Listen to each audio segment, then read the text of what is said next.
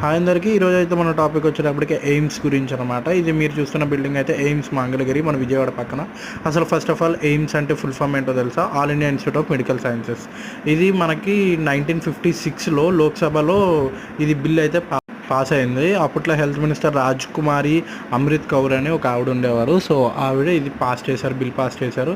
So implementation అయ్యి మనకి first న్యూఢిల్లీలో ఉంది. ఇది చాలా ఫేమస్ అనమాట. మనకి లైక్ మీడియం కాస్ట్లోనే మనకి ఇవన్నీ మెడికల్ ఫెసిలిటీస్ అందిస్తారు. ప్లస్ మెడికల్ కాలేజ్ కూడా ఉంటుంది దాంట్లో.